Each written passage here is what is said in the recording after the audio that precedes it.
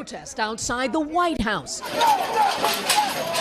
Anguish sparked in Minnesota over George Floyd's death reached the president's doorstep Friday night, hours after he expressed sympathies expected from Deru kesedihan di Minnesota atas meninggalnya George Floyd terdengar sampai pintu ruang kepresidenan. Jumat malam, jam seusai dia menyatakan simpati yang diharapkan dari seorang. I understand the pain.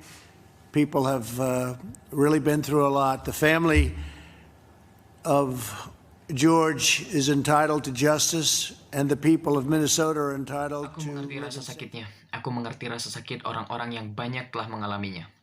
Keluarga George Floyd berhak mendapatkan keadilan, dan orang-orang di Minnesota. But President Trump's earlier social media comments had also been predictably contentious amid a volatile situation and prompted a warning from Twitter. He had referred to protesters as thugs and wrote, "When the looting starts, the shooting starts."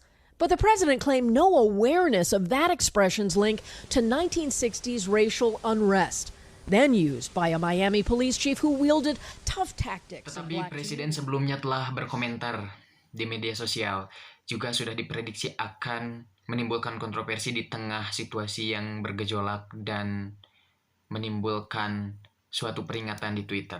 Ia menyebut bahwa pemrotes adalah suatu alat dan menulis bahwa jikalau penjarahan dimulai, jikalau pencurian dimulai pada saat berdemo, maka penembakan pun akan dimulai.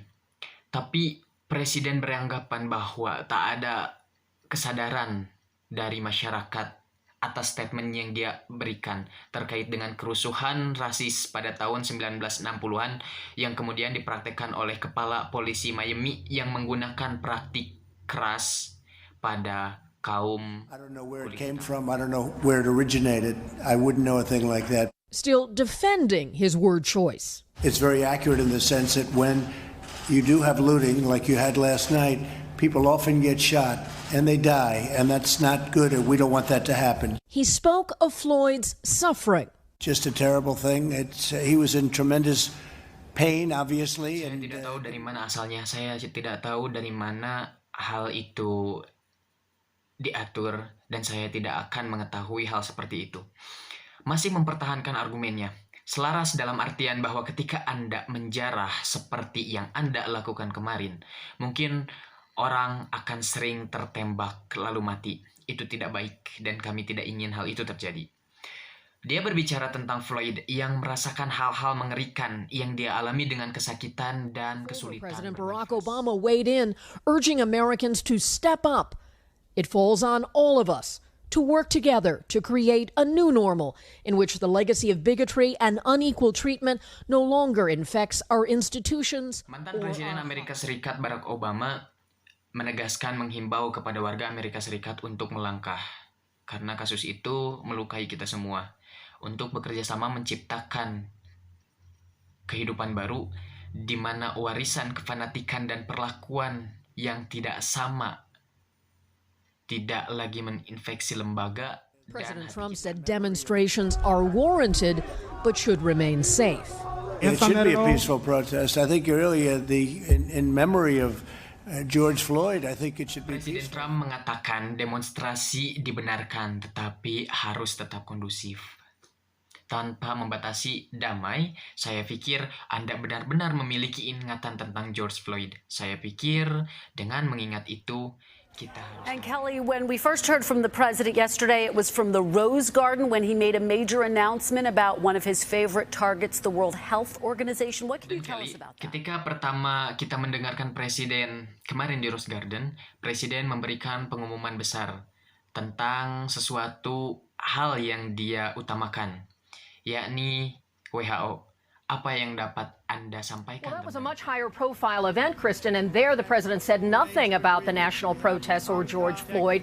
He did say the U.S. will withdraw from the World Health Organization during this pandemic, upset the organization did not properly warn other nations about the threat of coronavirus, he says, and not making significant reforms.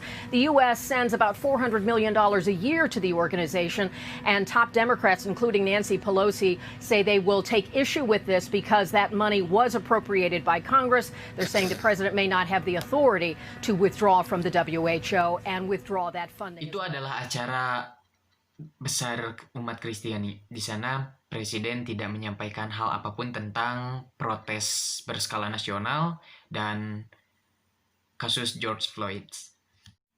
Dia mengatakan akan mundur dari WHO. Dia berbicara bahwa WHO tidak mengingatkan negara-negara lain tentang ancaman virus corona. Ucapnya, WHO juga tidak memberikan perubahan yang signifikan. Padahal Amerika Serikat setiap tahunnya menyumbangkan 400 juta dolar untuk kebutuhan organisasi tersebut.